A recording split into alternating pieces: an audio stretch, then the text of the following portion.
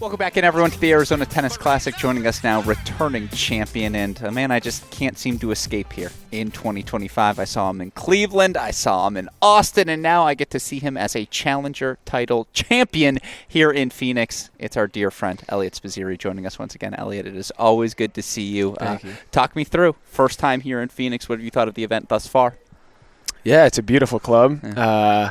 Definitely, treated with great hospitality here in Phoenix. The golf course looks beautiful. I want to get out there desperately, but I don't know if it's best for my wrist. So far, it's been great. I got in late last night and see a lot of familiar faces here, and so hopefully it's going to be a good week, and I can, it seems like the members and the crowd is going to be fantastic, so I'm looking forward to it. No, it's a credit to your success, wild card into this event, so thoroughly deserved. And, obviously I'm speaking with you off the back of your first ATP Challenger singles title, but even more broadly, Cleveland, Tenerife, San Diego, Indian Wells, now here. That is a lot of travel on the body, my friend. I'm just curious, have you gotten used to the life yet in your first 9 months out on tour? Yeah, I'd like to think so. Yeah. I mean, I've traveled a lot. I've lived out of my suitcase for a while now.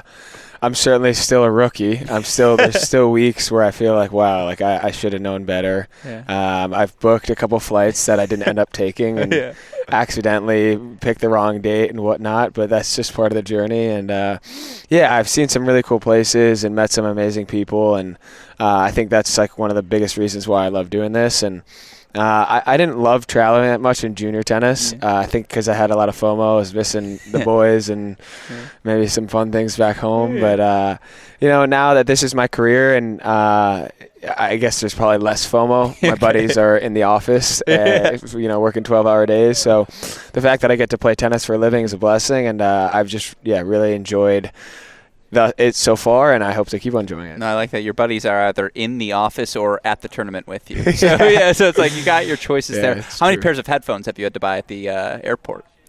Numerous. Yeah, dude, it's I've lost my worst 4 AirPods. It's literally my favorite part about traveling is I'm like, well, I lost my AirPods on the last one, so it's like an excuse to go buy them, even though I'm well aware more expensive. It's a credit to you that, again, you've been able to find this much success this quickly, and just, you had been in a challenger final before, but to win that title in San Diego, what did it mean to you to get over the finish line for the first time at this level? Yeah, it's a big confidence boost. Obviously, I'd been in that position twice before, and I think I was a little antsy the morning of that final. I said in another interview it kind of helped when I looked at Twitter and saw that Tsitsipas was 0-11 in ATP 500 finals. And so I was like, okay, like 2 finals is not the end of the world. I can lose a lot more of these, and I'm going to be just fine. But it still means so much. It's really hard to win weeks in the Pro Tour, and 95% of weeks you're going to come out and you're going to lose your last match, and that's difficult. So to get over the hump is a great feeling, and a testament to the work that my team and I have been putting in, and great preseason we had. And so, I'm really happy and just looking forward to keeping it going. No, it's a credit to you, again, already inside the top 200 and moving closer and closer to that top 100. And, that allowed you to go play Indian Wells qualifying. Was that always on the schedule for you, though? Was that always a swing you wanted to make? And then, to go from there to here in Phoenix, I know wild card into this, but did you plan to play this frequently, I suppose, here in year number 1, particularly given, you still have that 3-month stretch where you have no points to defend from last season? Yeah, I wouldn't say I planned for it. I don't really plan for anything. I mean, in this sense, like pro tennis is hard to plan for. Sure. You have no idea what's going to happen. There's so many unknowns. If you have a good week here, that could change your next 2 months. It could change your next year. If you have a couple of bad weeks, that could change your schedule. So everything's always shifting. I try to plan a couple of weeks out in advance, but I'd be lying. You booked the wrong flight. Yeah, I'd be lying if I said I graduated college and I was like, I want to go play Indian Wells, I want to go play Phoenix, and I want to go play Miami. It wasn't that straightforward. But I'm really grateful for Johnny Levine and the team here for giving me a wild card.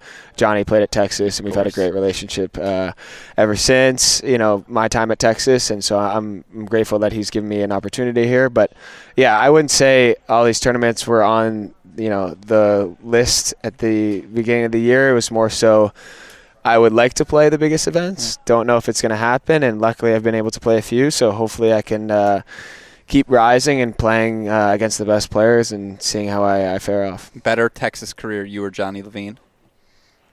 I'll answer this one. You is the answer, but let me tell you, Johnny was trying to figure out. He was pretty freaking good. Yeah, like, no, He doesn't get in what 2-time slam quarterfinalists or something like that in dubs, and yeah. I mean, terrific career. Yeah, excellent player. I'm taking Eliot still for what it's worth. I don't know about that. We're gonna have to look at the stats. Yeah, we'll run the numbers there certainly. Yeah.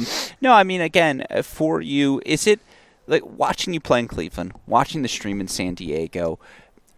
I don't think I see anything particularly different, particularly new in your game. Maybe it's a little more aggressive earlier in rallies, but do you feel like you've had to make any significant tactical shifts as you've made this adjustment to pro tennis?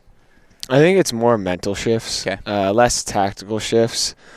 I'm the first one to say I think college tennis is a very high level, at the highest level of college tennis, so I don't feel like all of a sudden after college I graduated and I started playing so much better.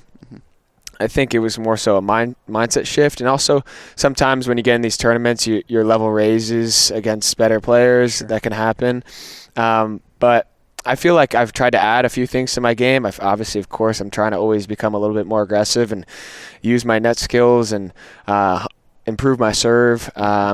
But it's more so a mindset shift. It's believing that you can win these weeks and you can get through the tough moments and you don't have to kind of press, and you can believe in sticking to your game plan over a long extended period of time and making good decisions over time. So I think it's more so that part of it, and just focusing on me being proactive out there.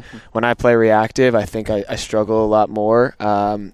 At any level. Sure. And when I'm the one dictating and being proactive, I felt like I've had more success. So I think you're right in the sense that there's nothing crazy that I've changed about my game. It's more so just try to shift the mindset. What do you think has worked best? And what has worked best for you as you've made that transition? What is the strongest part of your game right now? I'd say the thing that I feel like has opened up matches for me at times has been my return. I don't know if it was the deuce point in college or, the fact that there is no deuce point in pro tennis, but I feel a little bit freer on the return. Okay. And ever since I started playing professionally this summer, I feel like I've returned pretty well, and that's been something that's carried me through a lot of matches and put a lot of pressure on guys, and so it's given me good looks. But I think my return's improved a good amount since college, if anything, that I have to put my pinpoint on. But I can't tell you why. I mean, I for sure work on it. Yeah, but I get it. It's sometimes things just click at different moments, and in college on a deuce point, it's hard to go for a big cut on a return. Sure. You don't know if the other guy's going to miss or not, and if he's feeling the pressure. And of course, there's sometimes you just have to go for it. Yeah. But I think when I play the better players here on in ATP Tour and Challenger Tour, it's like, okay, you're not going to get away with just kind of playing neutral or hoping they miss. And so feel like I go for it a little bit more now, and that's it's boded well in some big moments. Do you still have the instinct you built from a year of no backhands, a year of no left wrist, of like, hey, I'm not hitting this slice return, I'm finding a way to get around it? Like, I know it's 3 years later, but is that still in there? A little bit, yeah. I think that year was huge in my development. It taught me how to think through points differently. It taught me how to, find forehands and unload when I got chances, and try to really capitalize on opportunities when I got them in matches. And I think it's still in there. It's hard. I feel like now that I have my backhand back, it's gotta be nice. Yeah, no, I feel like that now that I have my backhand, I just enjoy hitting it a lot. Like I missed it so much for a while. So I truly enjoy hitting the backhand when it feels good and I'm hitting it well. So sometimes my coaches and I'll talk, and I'll be like, I'm getting too stubborn. Like I'm having too much fun hitting a backhand cross when I should be finding a forehand. So I think over time, I just try to keep on honing that lesson in that I learned, where it's like, okay, if you find forehands, the court opens up a little bit more, and that's where I feel like I'm at my best. But yeah, I think in the big moments, I tend to play more, proactive in the sense that I try to find forehands and use the slice. But my coaches will always, remind me if I am getting too backhand heavy, centric, whatever you want to say. So, it's every challenge in this game teaches you something, and the tools, I'll try to use to the best of my ability going forward. I love that. My last 3 questions for you. First, what's your favorite match you've played thus far? Opponent-wise, not scene-wise, but just, hey, I got a chance to play this guy. I really enjoyed it. Fonseca? I knew you were going to say that. And I'm going to say that. I could see it in your eyes. Yeah. That was definitely one of the most fun matches in my career. And just he's already a superstar, and I think he's only going to rise even more, and I know there's a lot of buzz around him, and he's a great dude off the court. We've gotten decently close, and I'm actually going to practice with him tomorrow, awesome. Maybe I could beat up on him one more time. He's a great kid, and he's got a bright future, and so I think playing him was an absolute blast, especially on that stage. Yeah. Who is the player you would most like to face moving forward? I'd love to play Novak. Yeah.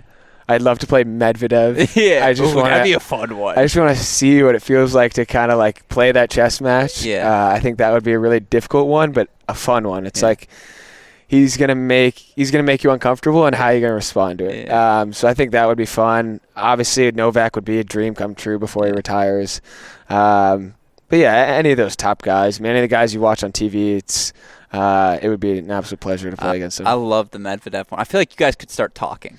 There would be a little bag. He would be like, "Oh, okay. Let's talk a little trash today." He'd be like, "Yeah, let's do it." I'm sure he could. We'll see. I don't know if he's the guy I want to fire up. Yeah, that's true. I've seen him. I've seen the New York crowd try to get under his skin, and he used it to his advantage. So maybe not. I don't think I'd use the college antics in that match. I think that's fair. Well, speaking of that, your college teammate Cleve Harper is here this week. I believe you guys are playing doubles together, and that piece of it all, the doubles piece, is that something you will continue to pursue moving forward? Because obviously you've had some significant success here in the first 9 months.